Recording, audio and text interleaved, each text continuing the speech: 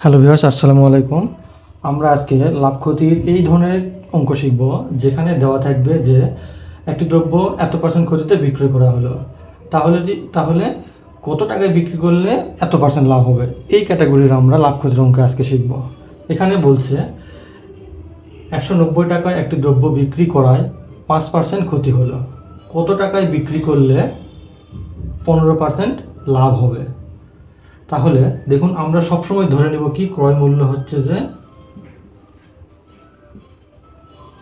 ক্রয় মূল্য 100%।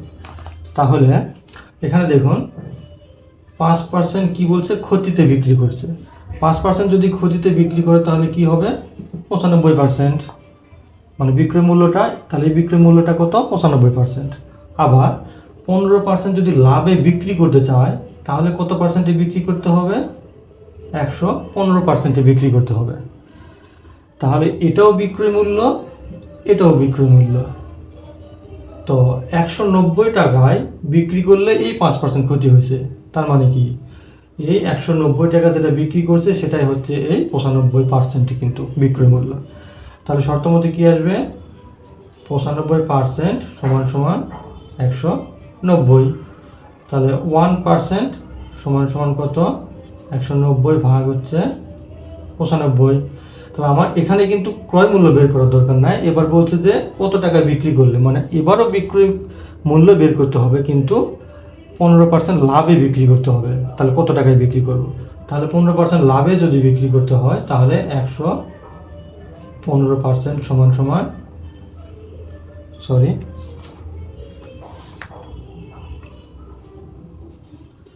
190 ইন্টু 115 ভাগ হচ্ছে 95।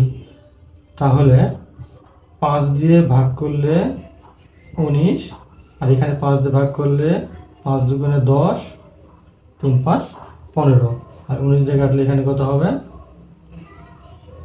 10 সমান সমান 230 টাকা। তাহলে এই জিনিসটা কত টাকায় বিক্রি করতে হবে, 230 টাকায় বিক্রি করলে এই 15% লাভ হবে। একটা অঙ্ক সমাধান করি।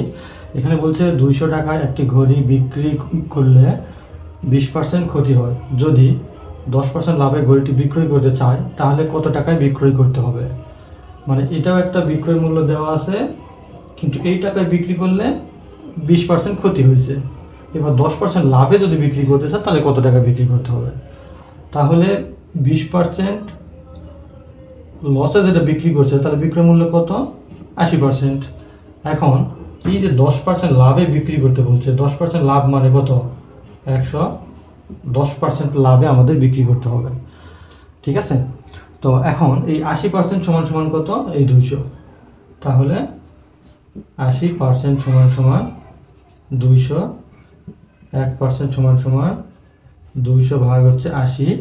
তাহলে 110% সমান 200 ইন্টু 110 ভাগ 80। এই 0 0 কেটে গেল, 8 দিয়ে এটাকে কাটলে কত হয়, 25 সমান সমান 25 দিয়ে 11কে গুণ করলে 275 টাকা। তাহলে ঘড়িটি যদি 275 টাকায় বিক্রি করে তবে 10% লাভ হবে এখানে। এটা ওই 275 হচ্ছে অ্যান্সার। এখানে বলছে একটি দ্রব্য 10% ক্ষতিতে বিক্রয় করা হয়েছে, বিক্রয় মূল্য 45 টাকা বেশি হলে 5% লাভ হতো। তাহলে দেখুন এটা কি, 10% ক্ষতিতে বিক্রয় মূল্য।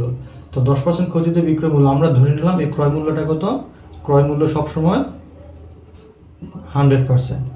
তাহলে 10% যদি ক্ষতিতে বিক্রয় করা হয় তাহলে 100% থেকে 10 মাইনাস করলে কত হয়, এটা হচ্ছে 90%।